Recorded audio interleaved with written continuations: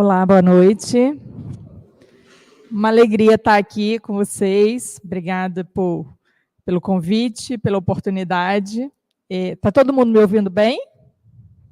Tá? Estou achando um pouquinho baixo, mas tá ok?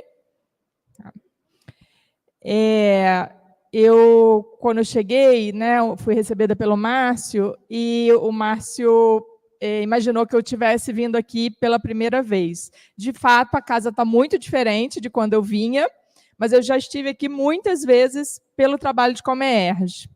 E aí queria saber quem é que conhece o trabalho de Comerge. Então, a Comerge é a confraternização das mocidades espíritas do estado do Rio de Janeiro. E é um evento que acontece há 45 anos, ininterruptos, no período de carnaval. Nós reunimos os jovens. Esse ano nós tivemos quase 3.000 pessoas envolvidas nos 22 polos de Comerge. E nessa região a gente tem o polo 19, que envolve Macaé, Rio das Ostras, Quissamã, Conceição de Macabu. Então, assim, fica aqui o convite para quem quiser saber mais sobre a Comerge, para quem quiser retornar à Comerge, sejam muito bem-vindos. E para os jovens que queiram participar do Polo 19. Eu conversei com a Isabel, eu sei que ela vai para o Polo 17, que é o Polo de Bom Jesus. É um pouquinho mais longe. Se alguém pode ir também para o Polo 17, porque o trabalho é o mesmo, né? Mas se alguém quiser ficar um pouco mais perto e se envolver no trabalho, nós temos reuniões mensais a partir agora de agosto, e até o carnaval a gente vai se preparando, vai se envolvendo, são muitas tarefas. Tem a equipe do apoio logístico, tem a equipe do administrativo, de estudos, do atendimento médico fraterno. Então, assim, tem tarefa para todo mundo, e os jovens, que são, né, o objetivo final desse trabalho, são muito bem-vindos lá também. Tá bom? Então, fica aqui o recado e o convite. Hoje, eu vou conversar sobre autêntica liderança. E esse tema, esse texto, esse título foi dado baseado no livro Conviver e Melhorar, de Francisco do Espírito Santo Neto, pelos espíritos Lourdes Caterine e Batuíra. Esse capítulo especificamente é um capítulo que foi ditado pelo espírito Lourdes Caterine. E aí, assim, liderança autêntica, ou autêntica liderança. Eu penso que a gente pode começar pensando quem é a maior liderança que já esteve na Terra. O que vocês me respondem? Jesus. E aí, lá no Livro dos Espíritos, na pergunta 625, Kardec pergunta aos espíritos: qual o tipo mais perfeito que Deus já ofereceu ao homem para lhe servir de guia e modelo? Jesus. Os espíritos respondem. E aí Kardec vai comentar sobre essa informação. Para o homem, Jesus constitui o tipo da perfeição moral a que a humanidade pode aspirar na Terra. Deus nos oferece como o mais perfeito modelo, e a doutrina que ensinou é a expressão mais pura da lei do Senhor, porque o Espírito Divino o animava e porque foi o ser mais puro que tenha aparecido na Terra. Quanto aos que, pretendido instruir o homem na lei de Deus, transviaram-no por meio de falsos princípios, isso ocorreu por haverem deixado que os dominassem sentimentos demasiados terrenos e por terem confundido as leis que regulam as condições da vida da alma com as que regem a vida do corpo. Muitos apresentaram como leis divinas simples leis humanas, para servir as paixões e dominar os homens. Ou seja, Jesus não se corrompeu pelas leis humanas. E as leis que ele naquela época, eram muito duras. Hoje a gente ainda tem muitas leis, mas naquela época elas eram muito rígidas, muito cruéis, inclusive, né? Porque eram tidas a partir do olhar do homem. Então, Jesus é o guia e modelo da humanidade porque ele veio com uma outra doutrina e ele se apossou dessa ideia, ele se manteve nessa ideia, ele se envolveu plenamente e não se desviou do caminho nem por um minuto. Então, eu queria agora convidar vocês a fechar os olhos e a visualizar a imagem de Jesus. E aí, qual é a imagem de Jesus que chega? É a imagem de um Jesus alegre, de um Jesus risonho? É a imagem de um Jesus cheio de vida, cheio de amorosidade, de carinho?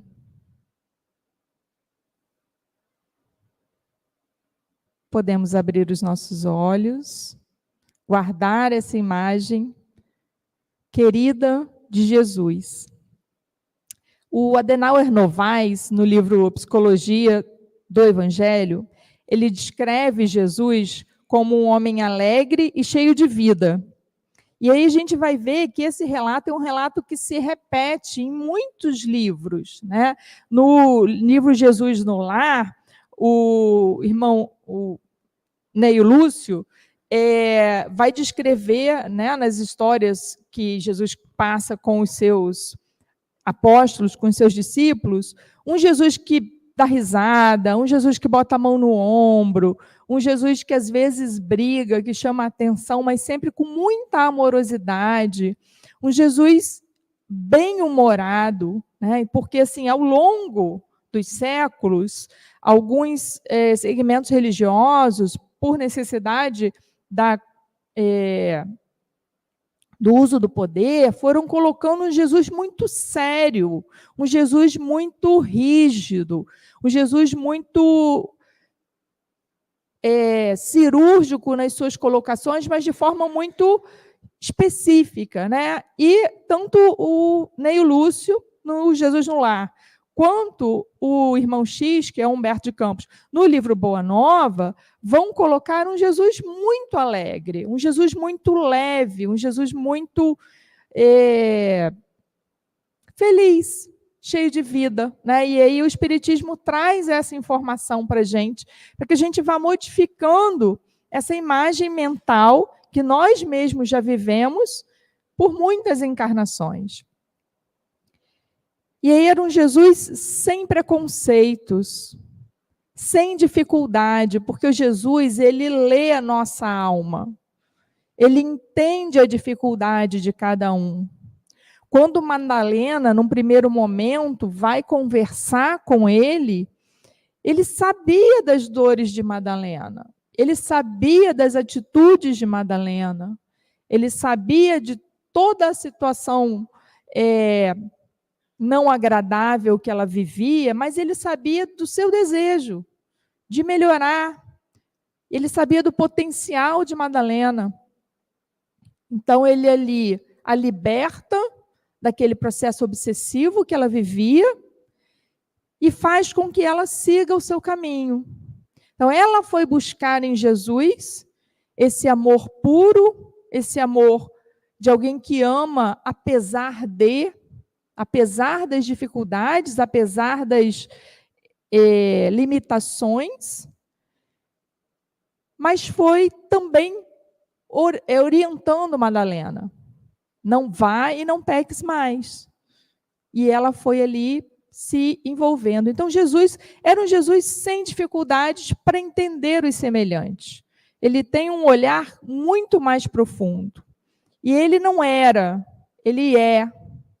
Ele conhece a cada um de nós, com as nossas dificuldades, com as nossas limitações, mas com as nossas potencialidades, com o nosso desejo de melhorar em algumas coisas, ainda não melhorar em outras, e está tudo bem para Jesus. E Jesus agia naturalmente, sem arrogância, com coerência com o seu propósito de vida. Jesus era muito coerente. Jesus é muito coerente. Então, tudo o que ele fez estava dentro do seu propósito, dentro daquilo que ele vinha pregar. Isso era uma liderança. Isso o fez ser um líder. Alguns apóstolos queriam que ele pegasse armas, queriam promover algumas lutas para que essa boa nova se espalhasse, né? E ele dizia, não é assim que vai chegar. E estamos nós aí há mais de 2000 anos tentando entender, aprender e nos modificar, trilhando o caminho de Jesus. Ele tinha voz firme, mas ele tinha uma voz suave. Ele não precisava gritar, mas quando ele falava, toda aquela multidão se calava. E aí a gente tem a história dos pães e dos peixes, né? Aquela multidão de gente que estava ali alimentada em espírito e poderia ali ficar muito tempo. E daquela energia, Jesus multiplicou e saciou a fome física daquelas pessoas. Então ele era suave e firme. O seu olhar era meigo e penetrante. E atingia o coração humano com autoridade moral. Quem aqui conhece alguém que tem autoridade moral? Não como a de Jesus, mas que tenha uma autoridade moral. Quem é a sua referência de autoridade moral? Chico é um exemplo, Chico Xavier. No nosso dia a dia, nós temos as nossas referências pessoais, né, os nossos exemplos. Nossos pais, hoje é dia dos pais, inclusive, né? É um bom momento para fazer essa reverência. Jesus tinha autoridade moral. Jesus tem autoridade moral, mas naquela época, como encarnado, ele tinha essa autoridade moral. Então, por onde ele passava, as pessoas às vezes se incomodavam, e inclusive no Sinédrio houve muito incômodo, porque eles não tinham o que discutir. Porque a vibração, o magnetismo dele era muito maior do que tudo aquilo que estava sendo colocado ali.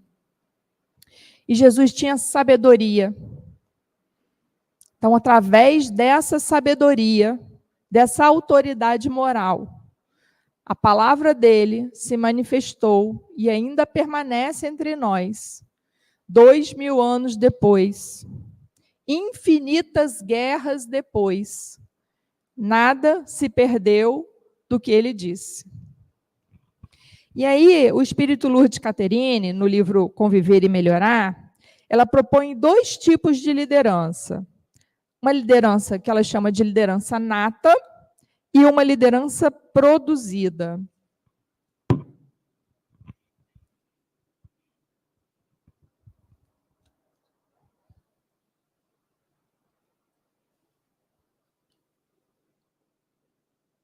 E aí ela define a liderança nata como quem é livre realmente não pretende ser mestre de ninguém. Quem é livre não pretende ser mestre de ninguém. Descobriu que não é tão pequeno quanto pensou, nem tão admirável quanto gostaria de ser.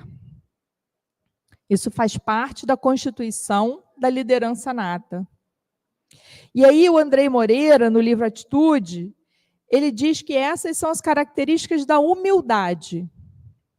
A gente tem humildade quando a gente entende que a gente não é tão pequeno quando a gente pensou que era, e nem tão grande quanto a gente quer ser.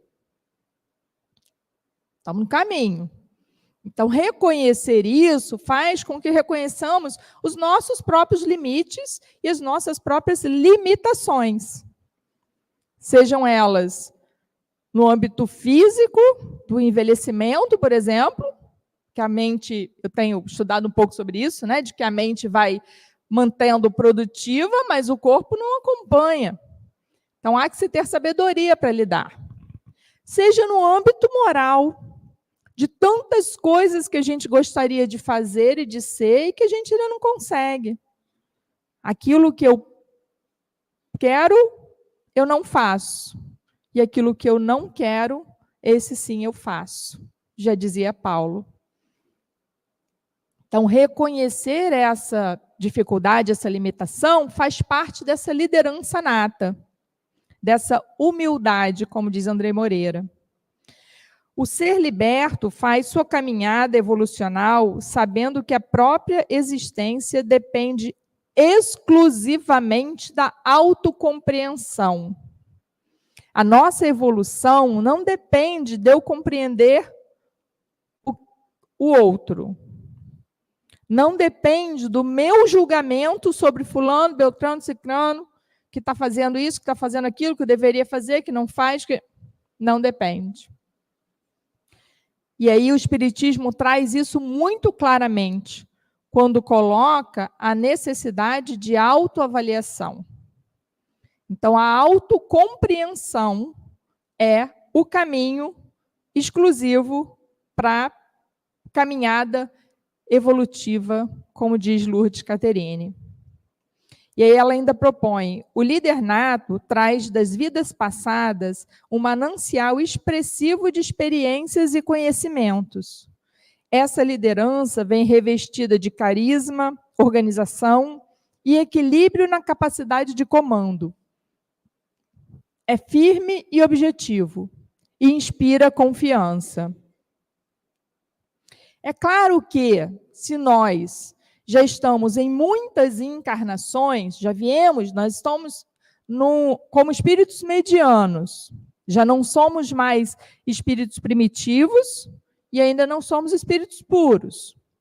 Então, nós estamos no meio do caminho, vindos de muitas encarnações. É claro que nós já temos muitas habilidades, aquisições dos nossos espíritos, e isso é muito individual.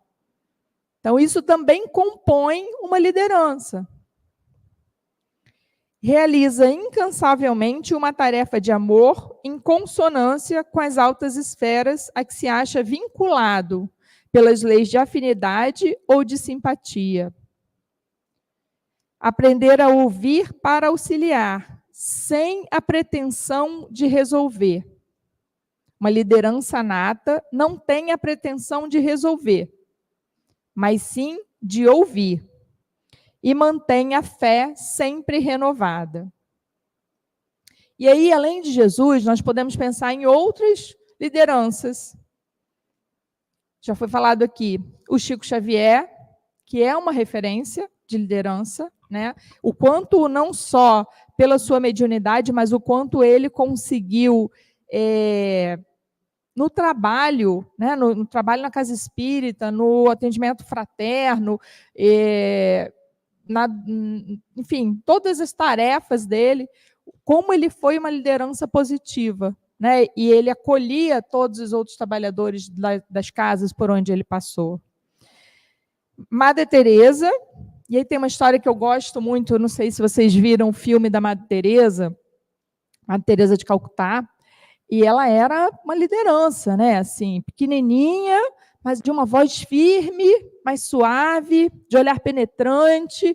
E aí ela tinha lá o trabalho, né, nos hospitais, mas tinha também uma tarefa com as meninas, que ela queria que as meninas na Índia fossem alfabetizadas.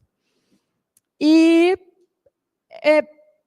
fazendo um comparativo de dinheiro, não é muito dinheiro, né? A doação de dólar para a moeda da Índia.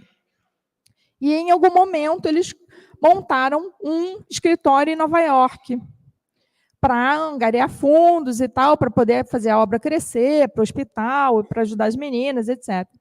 E aí, um dia, ela foi a uma reunião lá nesse escritório em Nova York. E quando ela chegou, ela já começou a achar um negócio meio esquisito, né? Porque era um negócio suntuoso, um prédio enorme. Aí, quando ela entrou, tinha uma sala de reunião assim enorme. E aí tinham aquelas águas caras, uma para cada pessoa, né, que ia sentar à mesa. Aí ela olhou, mas como é que é isso? Quem paga essas águas? Ela falou, não. Aí alguém falou, não, nós que pagamos. Ela falou, mas uma garrafa dessa é um mês de educação para uma menina.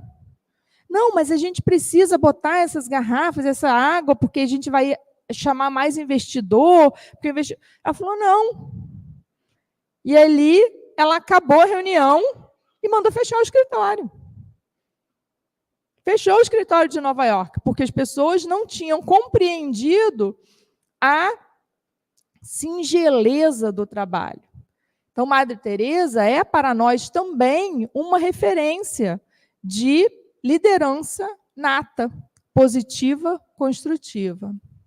Uma outra referência, que eu imagino que seja, para a maioria de nós pelo menos, é o Dr. Bezerra de Menezes, que também, com muita docilidade, com muito carinho, mas com muita firmeza, se dispôs ao trabalho no bem.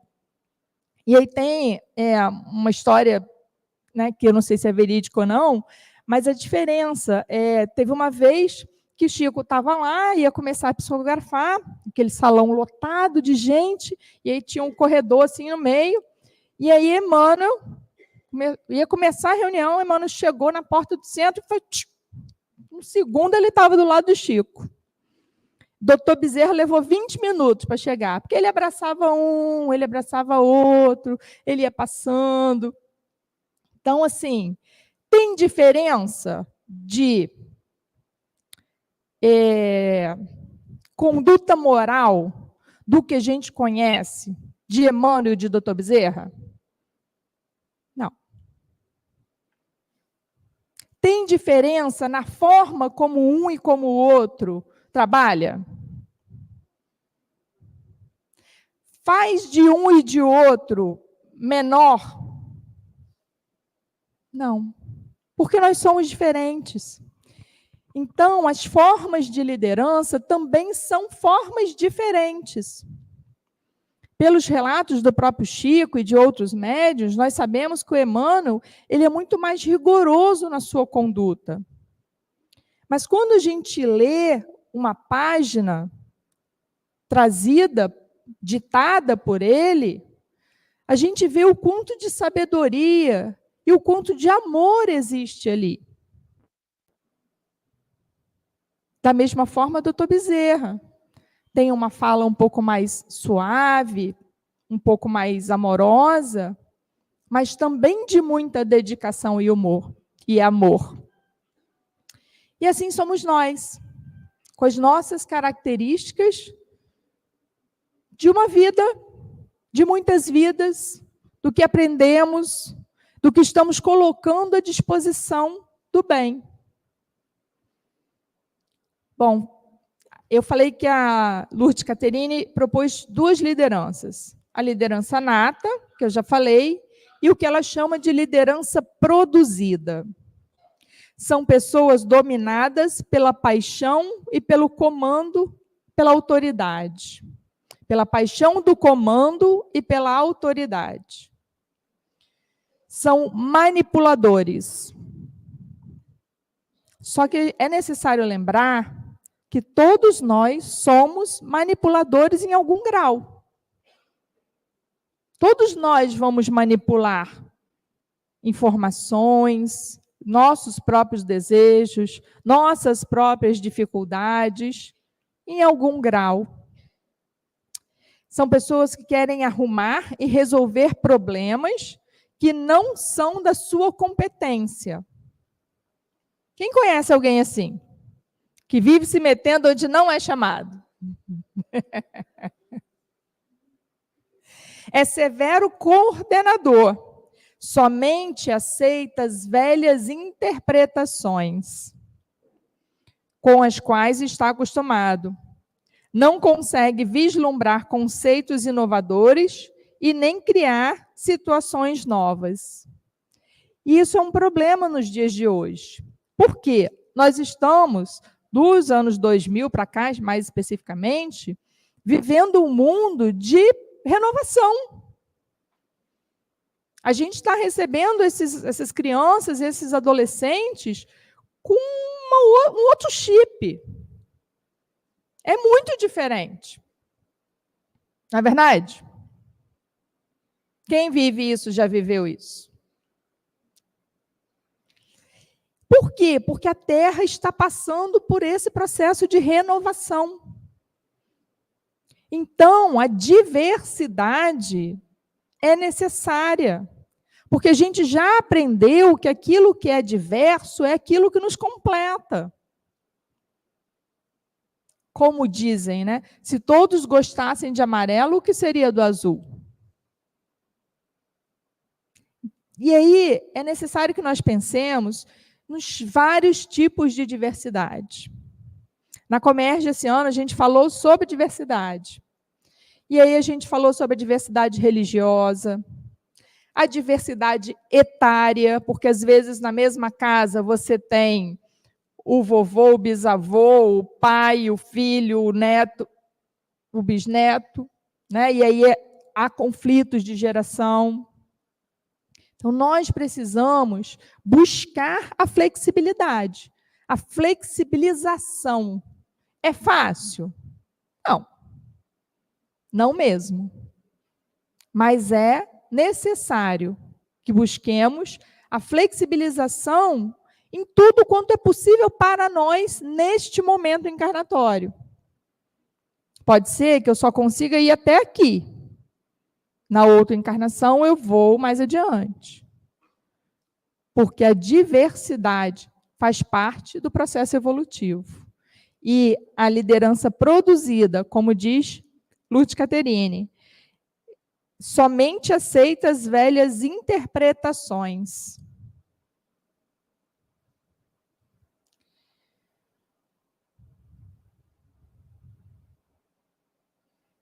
Eu queria fazer uma outra reflexão com vocês.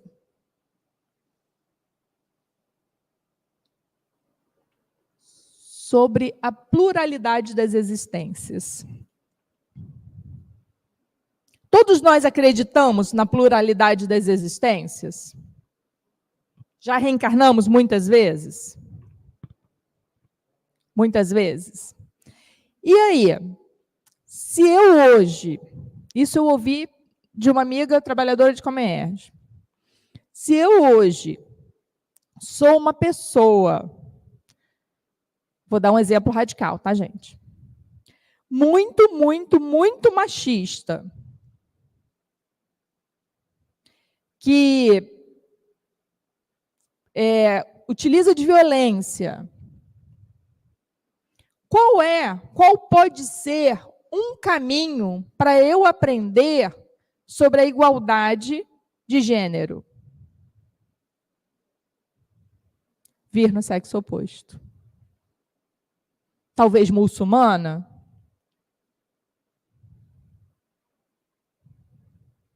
Então, tudo tem uma razão de ser. Toda a diversidade é necessária. É claro que nós não vamos acolher nem incentivar de forma nenhuma, nenhum tipo de violência. Nem a violência da fome, nem a violência da guerra, nem a violência doméstica ou de culturas. É claro que nós vamos e nós viemos para trabalhar em favor da paz, do equilíbrio. Mas esse equilíbrio começa dentro de nós. Então, é necessário que nós olhemos para dentro e enxerguemos aquilo que precisamos flexibilizar. Seja na nossa família, seja no nosso trabalho, seja na casa espírita, seja conosco mesmos.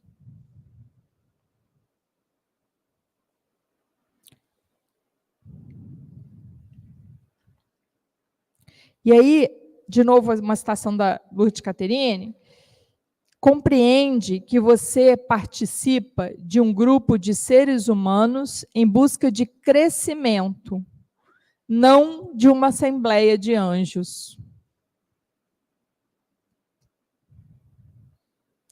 Todos nós precisamos compreender as dificuldades dos nossos semelhantes. É fácil? Não. Principalmente quando é alguém que não pensa como eu. Com as minhas convicções, com aquilo que eu tenho mais certeza. Mas é necessário entender que, assim como eu estou em processo de evolução, o outro está em processo de evolução. Eu já aprendi algumas coisas, o outro aprendeu outras coisas. Tem gente que tem mais habilidade com música, tem gente que tem mais habilidade com a escrita, tem gente que tem mais habilidade com a comida, tem gente que tem mais habilidade com outras coisas.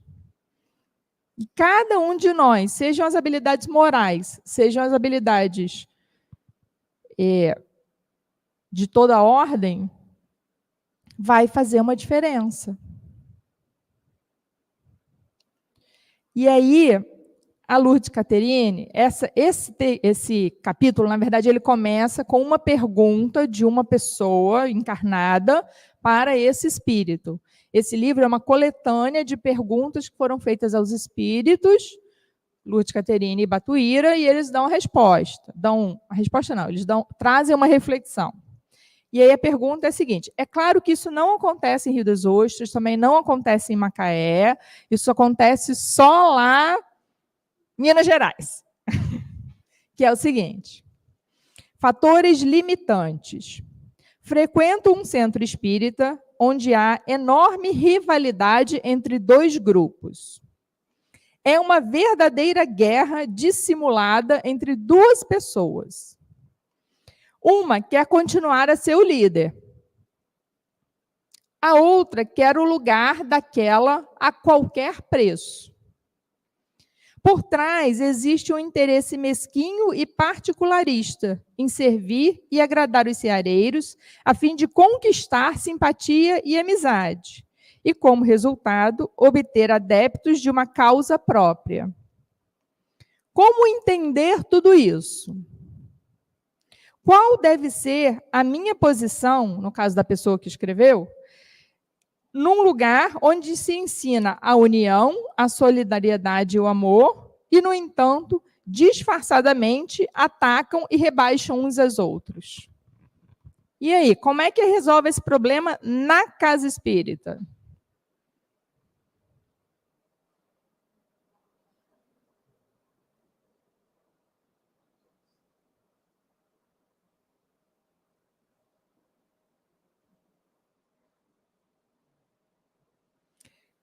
A Lourdes Catherine deu uma sugestão.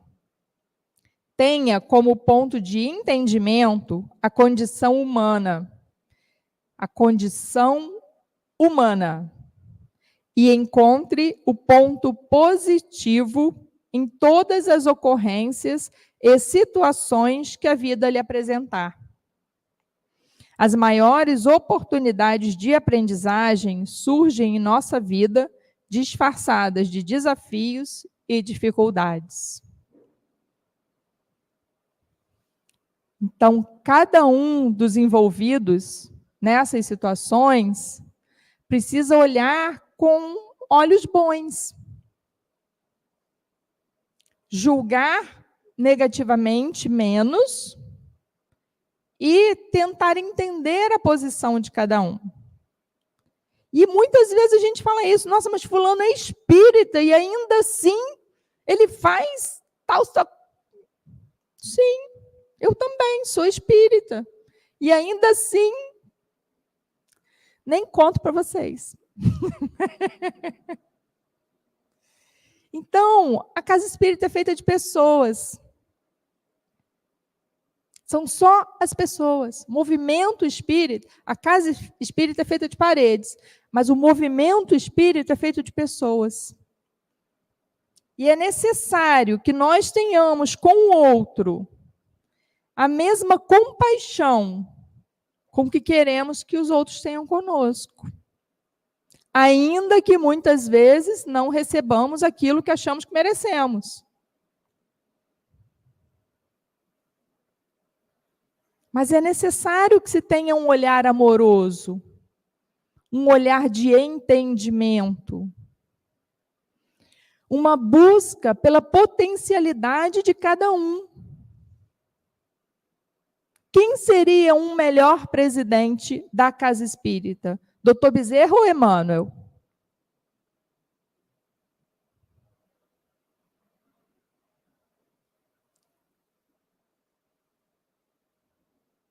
Cada um tem suas características.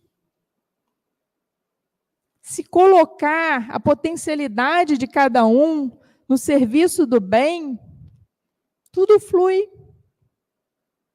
Se respeitar a limitação do outro, se a gente sabe que o outro não gosta de ouvir determinadas coisas, de determinadas formas, vamos buscar falar diferente, ou não falar naquele momento. Então, é uma tarefa de todo mundo. Casa Espírita não é feita de presidente, vice-presidente, secretário, palestrante, passista, médico. Não. Casa Espírita é feita de todo mundo. O movimento espírita é feito da energia de cada um de nós, que vai vibrar pelo bem maior. E aí a gente pode ampliar esse pensamento para além da casa espírita, para o mundo em que a gente vive.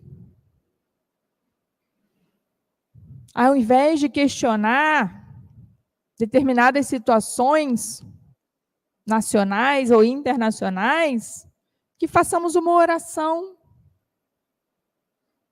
Ao invés de questionar determinadas pessoas em situação de rua, que façamos uma oração.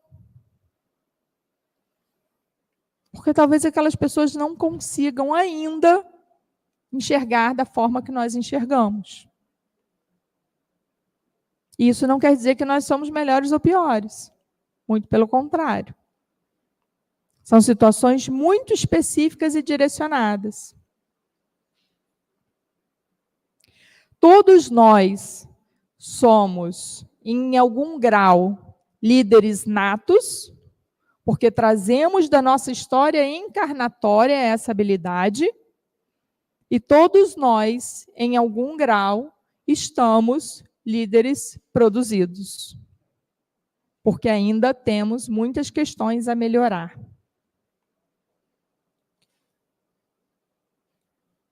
Eu acho que o que ajuda sempre é a gente lembrar que todo ser humano está em processo de aprendizado, em processo de evolução.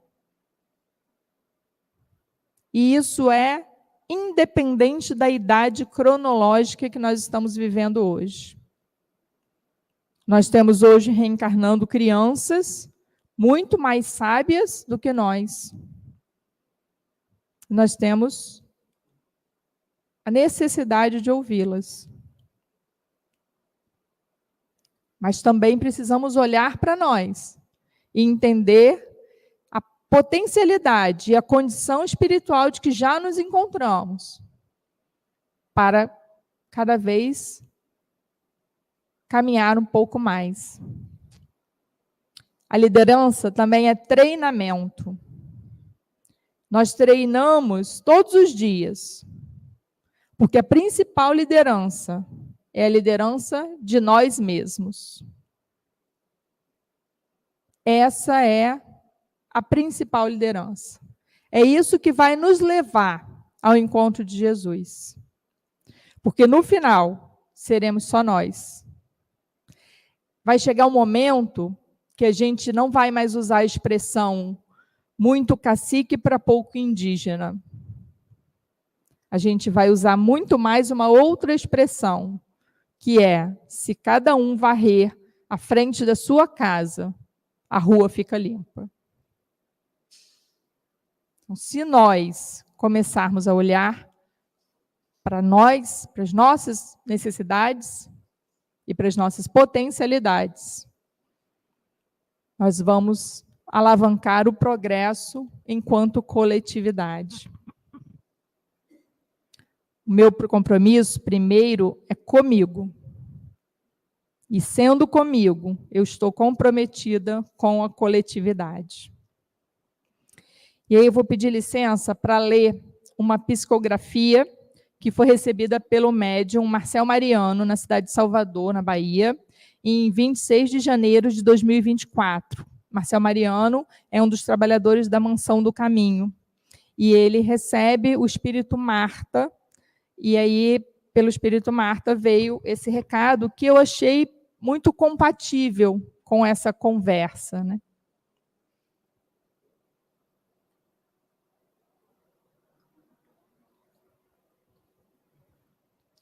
Era um imenso auditório. O preletor se dirigiu ao público presente, perguntando qual a visão que cada um tinha do atual estágio evolutivo da Terra. Como era previsível, a unanimidade não estava na plateia. Este assegurou, em palavras breves, que o planeta se lhe afigurava um carro em desgoverno. Outro garantiu que o atual cenário mundial aponta uma antessala de um novo conflito mundial, onde os artefatos nucleares devastarão o pouco que resta. Alguém situou a insegurança alimentar como sendo o grande desafio dos tempos modernos, onde sobram alimentos e incontáveis indivíduos sucumbem à fome devastadora. Um ecologista mencionou que a luta por água potável será motivo e palco dos próximos conflitos armados entre nações. Umas vazias de reservas hídricas e outras superprivilegiadas nesse campo líquido. Uma senhora assegurou que o fanatismo e a intolerância religiosa estão a fomentar um barril de pólvora, onde as crenças cegas se assemelham a palitos de fósforo, prestes a acender o pavio curto das paixões sectárias. É claro, tivemos também opiniões otimistas. Diversas vozes proclamaram os avanços científicos, outros destacaram as lideranças despojadas, ambientalistas seriamente preocupados com um planeta sustentável, a luta de grupos por ética na política, no esporte e na justiça. Um rapaz destacou a solidariedade em alta e a sua namorada fez referência à proteção crescente dos direitos humanos, especialmente das minorias e das mulheres. Inegável reconhecer que 8 bilhões de seres estão vivendo um momento muito especial na casa planetária. Suas convulsões geológicas sacodem as entranhas do globo em devastadores cataclismas. Quando o cenário aponta o pior, o tempo se faz ameno e esperançoso. Quando tudo sugere calmaria, o cenário em questão, de horas ligeiras, se converte em palco de conflitos terríveis. Não tem sido assim, gente? A gente pensa que a coisa vai acalmar, aí vem uma bagunçada. Aí está na bagunça e todo mundo já desesperançoso, aí dá uma calmaria. A gente está vivendo nesse mundo, né? A Marta estava só descrevendo aqui.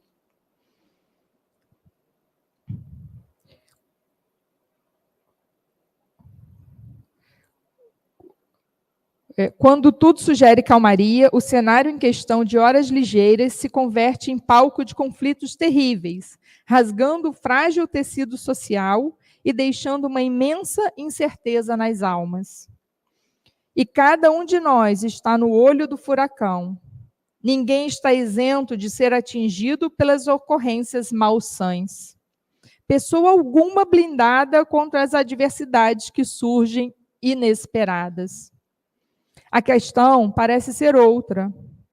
Como cada um age ou reage diante das mudanças que se apresentam? Com quais ferramentas contar na hora do desastre? Salvar-se a si mesmo tem prioridade absoluta? Ou existe espaço para o altruísmo e a fraternidade? A opinião alheia merece ser escutada ou apenas nossa visão de mundo deve ser acatada? Num contexto onde todos querem falar e cada vez menos temos escutadores atentos, não seja de estranhar o vazio existencial que assalta milhões. Apesar das frases de efeito, muita gente está refém do pessimismo íntimo. Discursos brilhantes que surgem nos púlpitos, mas jazem na essência divorciados de uma vivência equilibrada. Quem hoje sustenta, daqui a pouco tombou. Tempos desafiadores. Animais estão sendo humanizados por seus donos e humanos são animalizados por seus semelhantes. A ostentação em alta, a humildade em baixa. Onde foi que perdemos o rumo certo e olvidamos os deveres lutando apenas por direitos? Onde está escrito que o indivíduo colherá o que não plantou? Muita falta faz Jesus nesses tempos de excesso e de cerebração. E cerebração é no sentido de cérebro, de cerebração, de pensamento. Excesso de pensamento. E escassez de emoções superiores. Quem cultiva parece destoar de uma sociedade tragada pelo materialismo feroz. Ele também viveu e conviveu numa sociedade difícil, misógina, preconceituosa e violenta. Se esperava um Messias guerreiro e o alto enviou um pacifista. Se aguardava um julgador das nações, e ele a ninguém censurou pela conduta, optando por indicar outras alternativas para se viver. Sem exércitos e armas, desarmou incontáveis indivíduos. Que força poderosa tem o amor quando posto em ação? Que força poderosa tem o amor quando posto em ação? Estás no mundo para ser a diferença. Em meio a tantos abismos, sê a ponte que une os corações. Chamado a intervir, maneja o equilíbrio, buscando despertar quem se encontra em torpor, estimulando com teu otimismo quem já está caminhando e apenas tropeçou. O Consolador prometido é uma força que paira sobre a terra, qual corrente poderosa de uma energia de renovação e progresso. Busca achar postes onde a luz de cada um se acenda, em meio à madrugada moral que ora eclipsa os caminhos terrestres. Busca achar postes onde a luz de cada um se acenda, em meio à madrugada moral que ora eclipsa os caminhos terrestres. Perdoe perguntar sem o propósito de invadir a tua intimidade. Já sabes qual é a sua voltagem?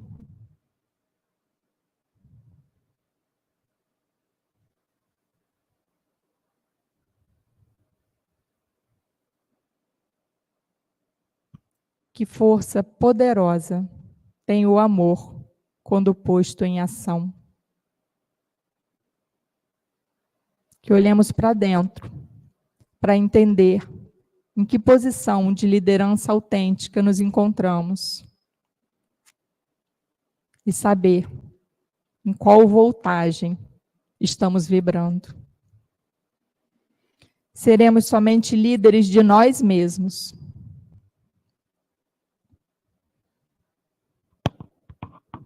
Muito obrigada.